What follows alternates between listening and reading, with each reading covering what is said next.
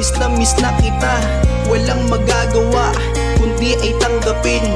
Mag-iingat ka palagi. Mga alaala na nagdaan kasama ka, nasa isipan pa rin ang unang pagkikita. Nung panahon na ikaw ay naglalakad, di na nag-alintanang lapitan ka agad.